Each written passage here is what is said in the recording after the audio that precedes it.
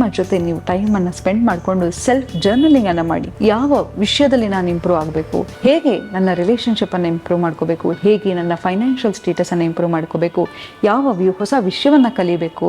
ಯಾಕಂತ ಹೇಳಿದ್ರೆ ನೋಡಿ, ಎಷ್ಟೋ ಸತಿ ಸಣ್ಣ ವಯಸ್ಸಲ್ಲಿ ನಮಗೆ ಸಂಗೀತ ಕಲಿಬೇಕು, ಡ್ಯಾನ್ಸ್ ಕಲಿಬೇಕು ಅಂತ ಅಂದ್ಕೊಂಡಿರ್ತೀವಿ, ಅದು ಆಗಿರಲ್ಲ. ಅದನ್ನು ಈಗ ಕಲಿತಾ ಹೋಗಿ. ಪೇಂಟಿಂಗ್ ಮಾಡೋದಾಗಿರ್ಬೋದು, ಡ್ರಾಯಿಂಗ್ ಮಾಡೋದಾಗಿರ್ಬೋದು, ಹೀಗೆ ನಿಮ್ಮನ್ನು ನೀವು ರೀಡಿಸ್ಕವರ್ ಮಾಡ್ಕೋತಾ ಬನ್ನಿ. ನೋಡಿ, ಎಲ್ಲವೂ ಅಪ್ಡೇಟೆಡ್ ಬೇಕು ನಮಗೆ. ನಮ್ಮನ್ನು ನಾವು ಯಾಕೆ ಅಪ್ಡೇಟ್ ಮಾಡ್ಕೋಬಾರ್ದು? ಹೇಗೆ ನಿಮ್ಮ ಮೊಬೈಲ್ ಸಾಫ್ಟ್ವೇರನ್ನು ಅಪ್ಡೇಟ್ ಮಾಡ್ಕೋತಾ ಹೋಗ್ತಿರೋ, ಹೊಸ ಸ್ಕಿಲ್ಲನ್ನು ಕಲಿಯೋದಾಗಿರ್ಬೋದು, ಹೊಸ ಆಟವನ್ನು ಕಲಿಯೋದಾಗಿರ್ಬೋದು, ಒಂದು ಫಿಸಿಕಲ್ ಆ್ಯಕ್ಟಿವಿಟಿ ಆಗಿರ್ಬೋದು, ಎಲ್ಲವನ್ನು ಮಾಡ್ತಾ ಹೋಗಿ. ಮನೆಯಿಂದ ದಯವಿಟ್ಟು ಆಚೆ ಬನ್ನಿ. ಮೊಬೈಲಿಗೆ ಗ್ಲೂ ಆಗ್ತಾ ಇರಬೇಡಿ. ಯಾಕಂತ ಹೇಳಿದ್ರೆ ಮೊಬೈಲ್ ಅನ್ನೋದು ನಿಮ್ಮನ್ನು ತಿಂತಾ ಬರ್ತಾ ಇದೆ. ಎಷ್ಟೊಂದು ಬೇಡದ ವಿಷಯಗಳನ್ನು ನಾವು ಕೇಳ್ತಾ ಹೋಗ್ತಾ ಇದೀವಿ ರೀ. ಅದೆಲ್ಲ ನಮಗೆ ನಿಜವಾಗ್ಲೂ ಅವಶ್ಯಕತೆ ಇದೆಯಾ? ಯಾವುದು ಅವಶ್ಯಕತೆ ಇರುತ್ತೋ ಅದನ್ನು ಕೇಳ್ತಾ ಹೋಗಿ.